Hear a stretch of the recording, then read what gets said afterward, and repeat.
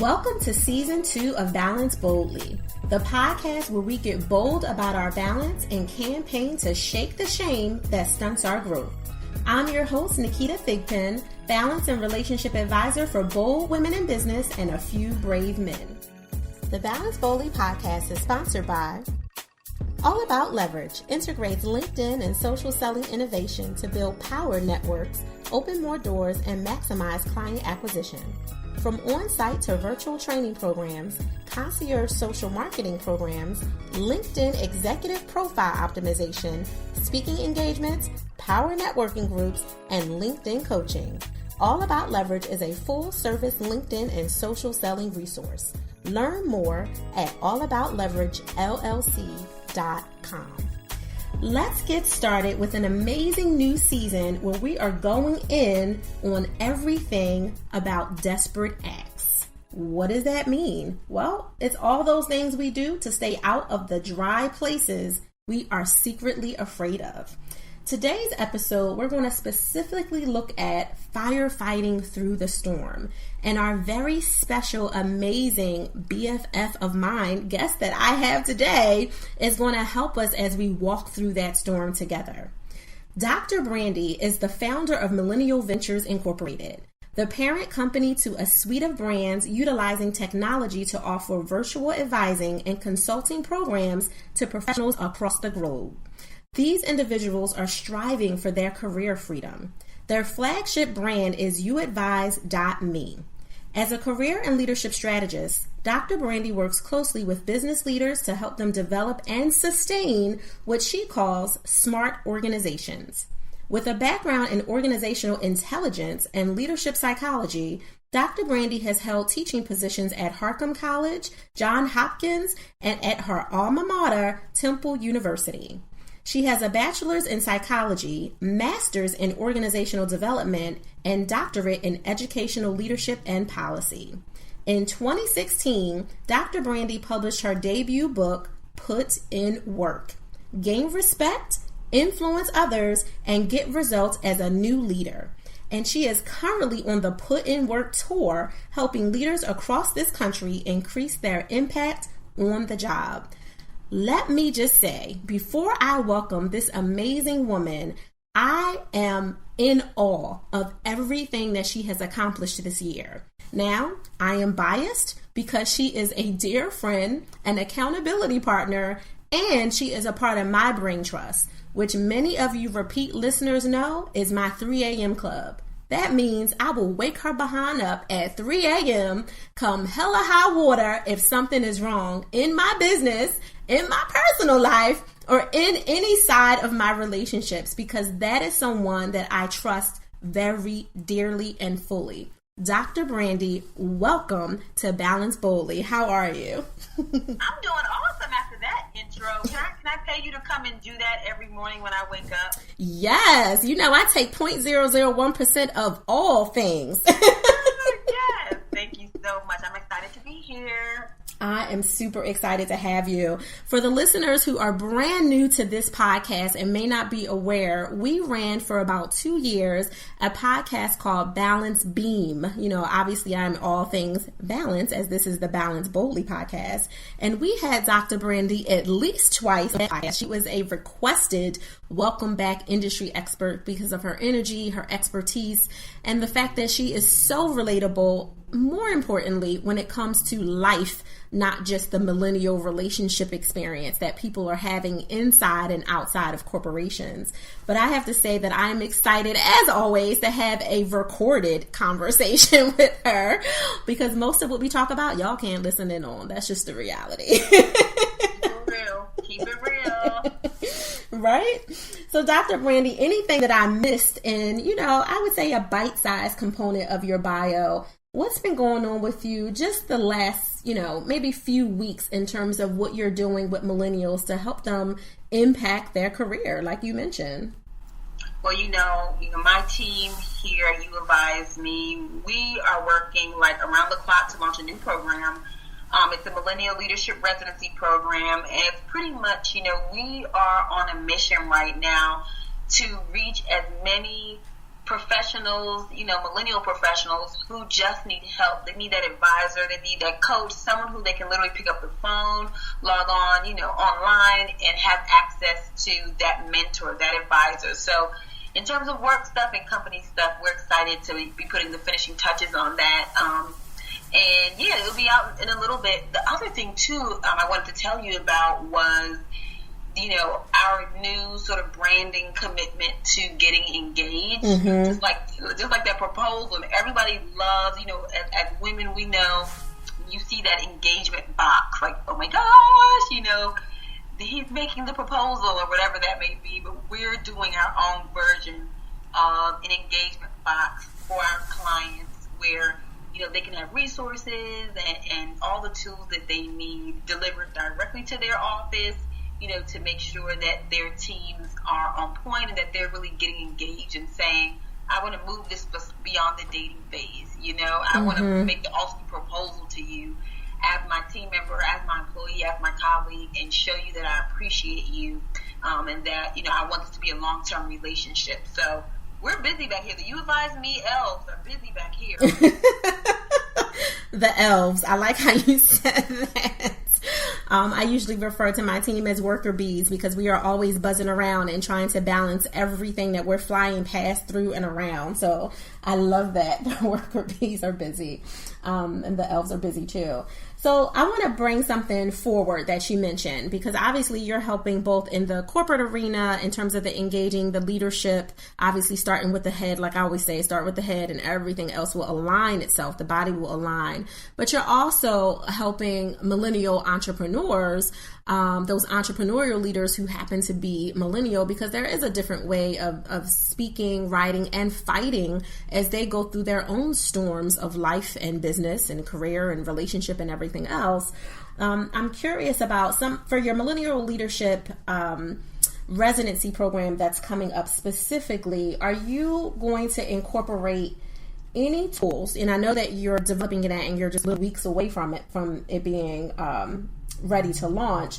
Are you incorporating any tools that are going to help these millennial leaders prepare for not just the actual fires that they have to fight, those conflicts that arise in their new positions or the positions they're trying to attain, but the storm that's brewing when they have doubt coming headed at them, like a storm that's about to beat down on your window. It's not quite there, but the wind is getting more aggressive. The time is counting down.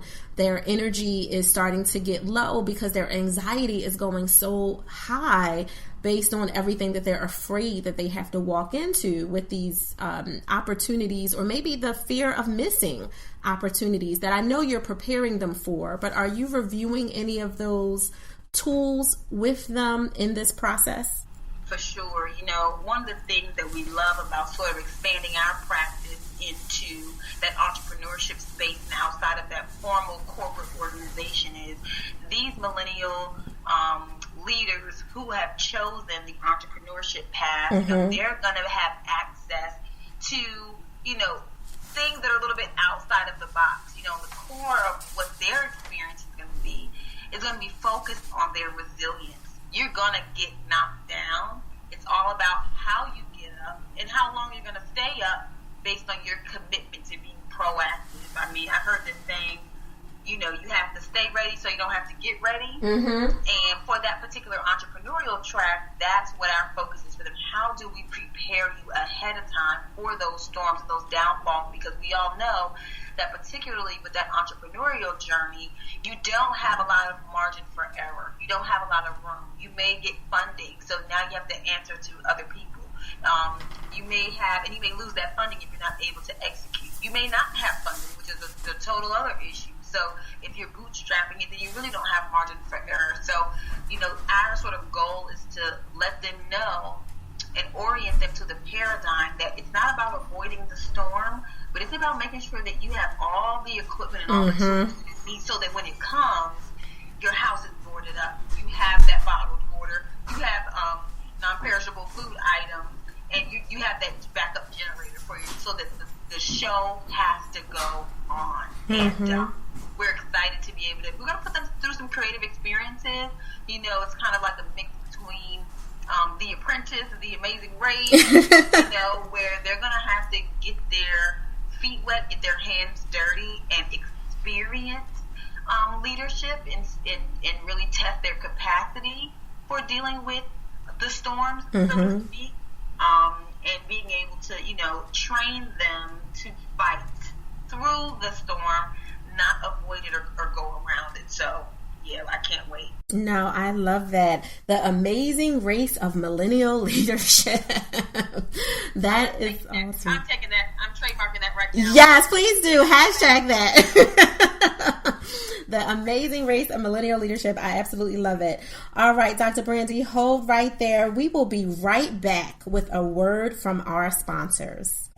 This segment of Breaking Expectations is brought to you by Millennial Leadership, a global advising network powered by youadvise.me. Millennial Leadership is engaging today's leaders for career success, one city at a time. Go to millennialleadership.youadvise.me for more information. All right, everybody. Welcome back to Balance Boldly. We are on the line with the amazing Dr. Brandi Baldwin-Rana, who's talking about the amazing race of millennial leadership. And of course, we're picking on millennials because that is one of the areas that Dr. Brandy is a confirmed high pedigree expert in. But we also want to bring it forward a little bit for many of you who are not necessarily millennials. Maybe some of you are. And you may just be dealing with a lot. Obviously, you're listening to Balance Boldly. You're balancing life, relationships, and business, and you're trying to do it better so you can get to a space and place where you are unapologetically profitable in every area of your life. Not just, but definitely including financially. And part of that is making sure that you are clear on where you need to break expectations, the expectations of yourself that are out of alignment with where you really want to be and not just a part of what you used to set as a part of where you need it to be, and really move from that fear of those dry places that you're afraid of being in as you look at the storm around you and get into firefighting mode. So Dr. Brandy, in alignment with what we were talking about at the top half of the podcast, we were really looking at making sure, you know, obviously we were speaking specifically about millennials at the time, but just in general for women in business and those few brave men that are listening, just being prepared to fight those storms that are coming along our process, whatever that process you are in alignment with your journey, right? Because there's a process along the journey that we're going through and with, and why so many people are making desperate decisions, taking desperate acts as they gear up to thrive in their next level. So just kind of harboring on entrepreneurs specifically, one, because I'm biased because we're both entrepreneurs, right? But looking at them and seeing some of the things that we accept because of the fear of losing out on our abundance that we think we have to store up for. I was speaking with someone earlier about that hibernation mode that we can get in sometimes, that we start accepting a little bit of any and everybody, the wrong type of clients, the wrong type of prospective partners just to have a daggone 20-minute virtual conversation with. Sometimes we don't filter appropriately and we accept these calls because we're thinking, better store up. You know, we're about to go into our dry season, you know, when things start to slow down, especially in professional development world. There are a couple of months that it dries up because of events or holidays or vacations for staff. And companies aren't typically necessarily hiring for those. And as entrepreneurs who focus in the corporate market as one of the divisions we serve, that can sometimes happen where you clog your schedule with a bunch of maybe non-relevant people that you shouldn't be talking to, or at least you shouldn't be talking to right now when you have so many balls in the air. Are you seeing that with your clients or even yourself, where you found yourself, or you see, you know, kind of a running theme or pattern within your clients where they are complaining that, you know, obviously because they trust you enough to share it, they're complaining that they're on the phone all the time. They're going to all these meetings. They're running around and they're really, really busy, but it's not as fruitful or productive as it could be. And you say, well, let's stop. let's stop doing that cycle that isn't working for you. Here's a better way. And, maybe they say yes to it and then you realize they're not doing it when you check back in, or they tell you right away, you know what, I feel like I can't because of XYZ. Are you hearing or seeing that along, your process and your journey? I am, and particularly with women, I hear that a lot more. And I think that all of it is related to the expectation. Mm-hmm. The first thing that I always say is, who told you that you had to do that? Who told you that because you did that behavior or because you're committed to this act every single day? We have our rituals that we go through and those things that we feel obligated to do. You have to pick up the phone to talk to grandma every Sunday. You actually don't have to, if you don't want to talk to grandma. I hate to use grandma as an example, or you have to make sure that you do this for so because it's always been that way is usually what I hear. And so a lot of the work has to do psychologically with helping people to sort of shift their orientation to the possibilities. Instead of doing this because we've always done it, what would happen? Let's think through what would happen if you stopped doing this, or if you do less of this and more of that. What actually would change? And they realize a lot of times that those fears of, oh my gosh, everything's gonna fall apart if I'm not the only one who stays responsible with this. They realize that that's actually something that we made up in our heads.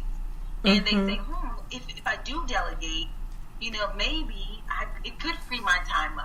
And so my role, though, is as a strategist, is to say it's not about telling people, let it go, give it up, stop doing that, just say no. It's not that. It's helping them to create a strategy around that. So when you're ready, so they don't have to throw the baby out with the bathwater, right? So they're saying, you know what, I really don't want to be the one in the household that's responsible for this day on it. I put it on myself, but how do you make that transition? Because as women, as professionals, as leaders, and all of the different hats that we wear, you can't just stop, right, midstream for most things. Right. There's a transition. So I help them with transitioning and saying, you know what, let's not go from, 100 to 0. And, and you're the queen of pause. You're the queen of pause. When it's time to take a pause, that's you. But a temporary pause and a right now pause is different from creating sort of a new life strategy for yourself, where you can release the personal obligation that you put on yourself to play a role that no one else asked you to play. Right. And that if you change your role, understanding and not being fearful that everything else will fall apart, and a lot of times, we're tied to those things because it's our identity. I am the helper. So I'm not a good helper if I refuse to answer the phone to that needy girlfriend that always needs advice at 2 a.m. in the morning. It's not a part of my brain trust. I feel bad. There's so many emotions tied to it. So it's a multi-layered approach in terms of women thinking about, where did I get that from? Why am I so tied to this? Because what does that mean about me as a person and my identity? What is that emotion that's connected to it? And then how can I depersonalize and sort of come up with a strategy so that my life is not being run by my emotional need, to stay tethered to things that are not serving me anymore. It's challenging, and you have to really have a high level of emotional confidence, maturity, and trust when going through this process with people, because we're talking real life here. And honestly, to your point about the storm, sometimes the best strategy is to go with the storm. Yes. Let that wind push you. Let that rain beat down on you and maybe wipe some things away, rather than covering yourself up so you don't get wet from the rain and hiding somewhere so that the wind doesn't push you. And then when the storm's over, you're in the same place that you were before the other storm. Right. So the goal sometimes is, that storm is telling you sometimes when it tears your house up into little pieces, it's because you're not supposed to be living there anymore. We're trying to push you to the new zip code, a new area code, and instead of, letting the storm push you, you're actually setting up your life on top of a whole bunch of rubble. It's done. It's destroyed, but you're still there, even though it's not working for you. So absolutely, I experienced that and work with clients. And it's a little bit of personal, it's a little bit of professional, but sometimes you just have to break those expectations, as you said. Absolutely. You made me think about the shame that keeps people tethered and bound to those expectations. I said I was going to do this. I told people I was going to do that. So how dare I not do it? Because I'll look like a failure in their eyes, or I feel guilty about pivoting again. All those different, tapes that play in the back of our mind when we're going through or ready to go through the next level of our transition. When we see the storm a brewing and we know we got to, start packing up our tools and getting ready to go out there. But it's that hesitation for many people in various different levels of their life, from entrepreneurials to corporate professionals who are climbing the ladders in nonprofit and for-profit, as well as just at home, just whatever transition you have to do in your personal life. And sometimes it's that wonderment of, well, what will people think? I wonder if, someone will see me as just being that person, that girl, that woman that's making another change. Here she go again. She can't stick to nothing. Now, mind you might have been doing something for 5 or 10 years, or longer, but in your mind, you're being perceived to yourself more than anything. You've projected your own fear on what other people might assume about you. Because of your own limitations around your vulnerability and what you're really willing to look at in the mirror and say, well, no, this isn't necessarily other people's assumptions. And maybe it is. Maybe you've had some friends or family, a husband or a spouse or a parent who've told you, you're doing too much. You and I have both heard that all over the place, right? You're doing too much. You've done too much. Sit down, calm down, stop taking on more projects. Just stick to what you have. Meanwhile, that's your capacity. And in the midst of that, as a creative, as an academic, as an analytical person, as someone who has multiple high-level skill sets, that part of your pivoting, your changing, your transitioning is because you're evolving. But then there's that shame that kind of covers all of that could sometimes make people pull back because they're stuck in what if mode. What if people perceive me a certain way? And I'm curious for you yourself, if you've ever struggled with that, or if some of your VIP level coaching clients have ever dealt with that. For sure. I've struggled with that myself, and I realized through sort of that personal development process that shame comes from, a lot of times, or most of the time, it comes from you as a person taking on the responsibility for others' reactions, others' perceptions. That's not yours to take on.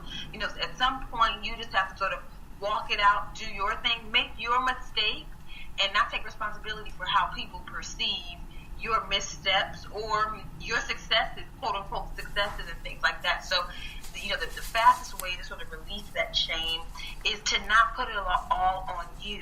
That you are the one that's responsible for yourself, your actions, and then how everyone else reacts to your actions. Everyone's not going to be excited or supportive or understanding of what you're going through because it's your journey. So when you stop expecting others to sort of get it, sometimes, I tell family members, I'm just sharing with you just to let you know what's going on. Your opinion about it, you can share it as well, but I'm not calling you to get your opinion about it. I got to keep you in the loop because we're related, So I think that it's partially a boundary issue, and partly a boldness issue. Everything that you do with your clients, and releasing the shame, and also understanding that it's okay. It's okay. It's a learning experience. Whatever's happening, and a lot of times shame isn't. Children aren't shameful. I have 2 little kids. They're not shameful after they do anything until someone else puts on them. That's true. That they should be shameful. That's true. Until mommy comes in the room and daddy comes in the room and says, "How dare you? Why did you do that? That's wrong. That's not good." That's the only reason when shame comes in. Other than that, they're like, la la la, like spill lotion all over, like maybe like squirted lotion all over the bathroom one day, and I was just like, okay. First of all, I don't know what type of fluid this is. So that was my first thing, and then I'm just like, are you kidding me? No, and that's when those seeds are planted of shame, and that's when people stop, behaving and walking in their natural, organic self, unapologetically. Now we are apologizing, for every little thing. Or even if no one else, this is the power of how this can really impact our lives.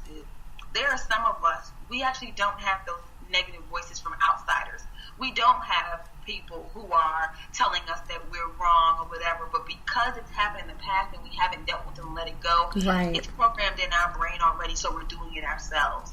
So your mother's voices in your mind, your ex's voices in your mind, all of those people from the past, who are not thinking about you right now, they're stopping you because you've internalized that psychologically. So that shame piece is very important. People have to understand you're not shameful in and of yourself and on your own. You got that from somebody else. Figure out who sent you that message. You should be shameful when this happens, or, and then reconcile that so that you can really stand and walk in your power, even when you make a mistake. Even when things are not on point and not perfect and not the way you want it. That is shame really the feeling that I need to feel? Or is there something else that's more positive, for my spirit that will serve me in that space and in that time? You listen, you preaching, and you I got you 10%. No, I mean, you mentioned so many valuable points, especially about that unapologetic pause of someone else. When you recognize who, where, and what happened to you along the road, especially if you've cleaned up your circle. It's not necessarily happening now, but there was something that got stuck. It attached itself to you. And you have to literally unapologetically pause for yourself and say, let me look back at this icky, yucky, gooky stuff that's stuck on me somewhere from a time when I was 9 or 12 or 18 or 25 or 32 or heck, last week. And, maybe I removed them last week, but they still left something on me. They sprayed some toxicity on me that kind of got stuck there. And I thought I cleaned it all up, but maybe I didn't. And really looking at that and examining it and then destroying it.